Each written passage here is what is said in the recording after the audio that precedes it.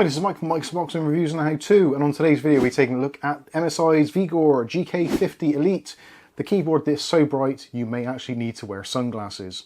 Keep watching to find out more.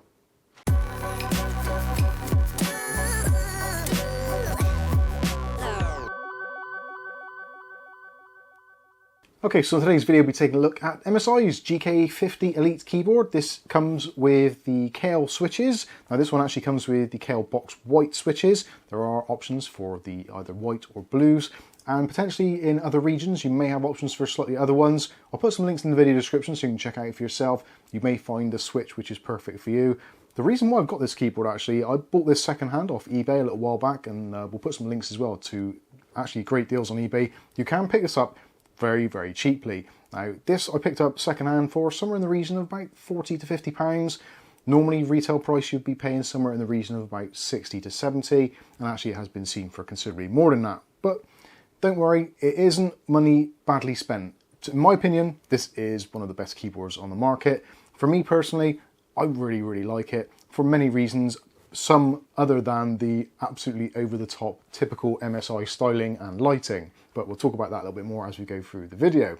Okay, so what do we actually get for the money? So first of all, you get a actually relatively compact keyboard. So this measures in at somewhere around the 435mm by 135 by about 35mm. So actually relatively compact, also pretty lightweight, around about 800 grams, even though we do have a aluminium brushed top plate on here, which actually looks very nice with the MSI logo, just very discreetly done on the top there, although that is pretty much the only thing which is discreet on this keyboard. Something which really stands out to me on this particular deck is just, well, obviously other than the lighting itself, which is just mad, you can, obviously if you want to, you can reduce the brightness of it. I've got this on full brightness as it stands at the moment. But something which I like a lot is the actual keycaps themselves, and they are something of a slightly unusual style. They are octagonal, so basically rather than being your traditional kind of square or rectangular keys, they've actually got kind of chamfered corners on them, which actually doesn't make any difference at all for typing whatsoever, but it does give a slightly unique look, although you do have to look on certain angles to actually see it. But actually when you're typing away on it, there is a significant difference. Almost as much so as the GK50 low profile, which actually has a even more pronounced version of it, albeit with a low profile keycap and low profile switch. The switches on this particular one with the Kailh Box Whites, very similar if you like your cherry reds, very similar to that, not the linear ones but the clicky ones. So you're looking around about 45 grams of pressure for actually operation, and around about 55 grams for that actual tactile bump. So about 45 grams just to get it down to the bump, then a little bit more pressure just to get it past that bump. The pre-travel on it is about 1.8mm, and the full travel of the key is 3.8mm. So actually not a very long travel distance on it. For me, it suits my typing style completely, even though my typing is pretty awful to be honest with you, but certainly does work very well. I really like this. It is super clicky, very clicky, almost to the point of sounding kind of like blue switches almost. It is a very noisy keyboard. So if you are put off by a noisy keyboard, you might want to avoid this one. We will be doing some demonstrations later on in the video so you can hear exactly what it sounds like, but just to give you a quick heads up,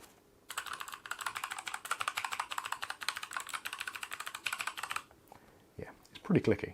So what other features have we got this keyboard? So we've got full N key rollover support, also anti-ghosting, all that kind of good stuff. Also we've got a rated lifespan of the key switches of up to 80 million keystrokes and beyond, so yeah, that's pretty insane. Also, you've got things like hot key control, so you don't have any separate media controls, but you do have the option of the keyboard keys actually doubling up. So in particular, the audio ones from F9 to F12, press and hold the MSI key down here at the bottom, and then you can use those for play, pause, stop, rewind, all that kind of usual stuff. Also, you can take full control of the lighting if you wanted to from the actual keyboard itself. So you can, if you want to, you can install MSI Center or Dragon Center and actually control it through there. There are some other things you can do there as well, such as macros, that kind of stuff. But if you want to take control of the lighting, you can just press the MSI key, go through, and you can change your lighting styles, actually just from the controls itself here. So depending on which style of lighting you like. To be honest with you, for me personally, I find it actually a lot easier to use the MSI Control Center. I'll go back around, so there's a nice color flow, nice sort of thing. Again, very bright. Taking off some of the keycaps there, You can see the LED shining through. I'll probably get you some close-ups of this because the camera's probably not going to like it at all. But yeah, it's a very, very nice keyboard in general. I like the switches. The Kailh switches aren't for everybody, but I really do like the clicky noise of them. Also, other clicky things you can do on the keyboard, you have actually got a afterburner key. Who would have thought that would be a thing that would actually exist? So press the MSI key and also F1, and that can bring up afterburner if you're using that software on your PC. Obviously, if you're MSI fanboy, then chances are you possibly will be. Also, you've got other things on here, so you can control things like the brightness, the speed of the lighting, all that kind of usual stuff.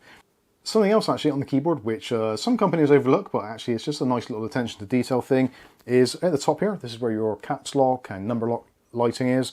So they actually do it so that it is the same color as the rest of the keyboard. So if you press number lock, you can see it's come up there and it's basically the same color. So it doesn't stand out like a sore thumb, but it is an indicator so you know what's going on.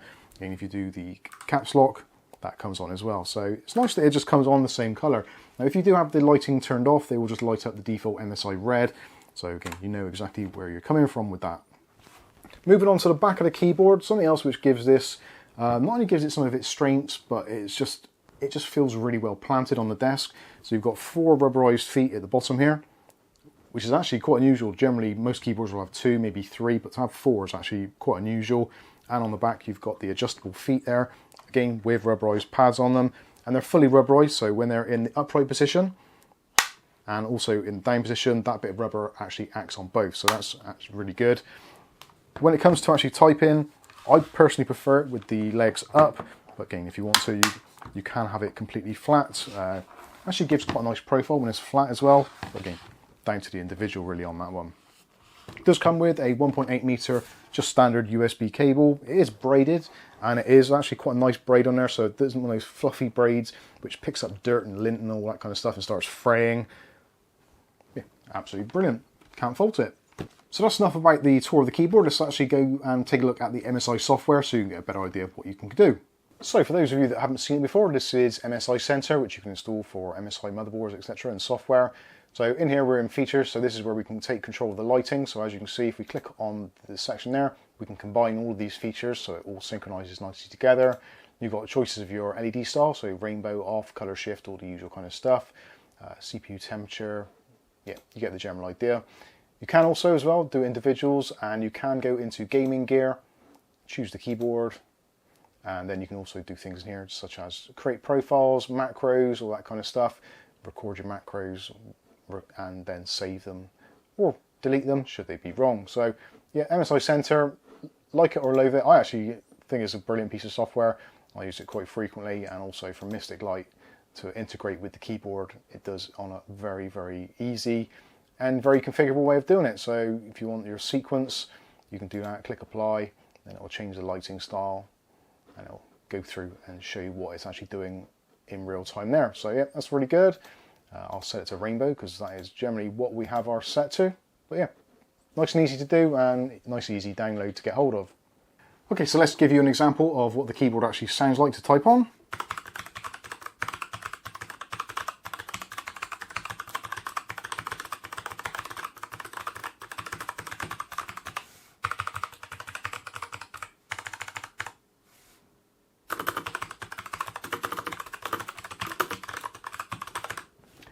So there you go, that is what it's like to type on. It is a little bit on the clicky side. I probably haven't adjusted the volume or anything actually in this post-production sequence, so yeah, that is exactly what it sounds like, and it is, yeah, it is quite clicky, but it's actually, for me, I think it's actually quite a satisfying click to it. And at least for me personally, I do a lot of typing, so it's actually nice to know that my keystrokes have been registered, and certainly with a click like that, it'd be hard not to.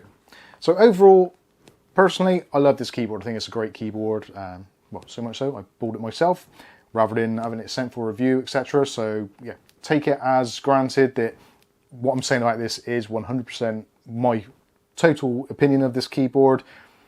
I've got a lot of keyboards here. I've got the choice of using quite a few, and I do generally swap around between kind of 2 or 3 favorites at the moment. One of which is Corsair's K70. The other one is this one, MSI's GK50. And also there's a Logitech K780, which I tend to use as well, although that is slightly newer, so I haven't really got quite to grips with that at the moment. But for different typing styles, there's different keyboards which suit.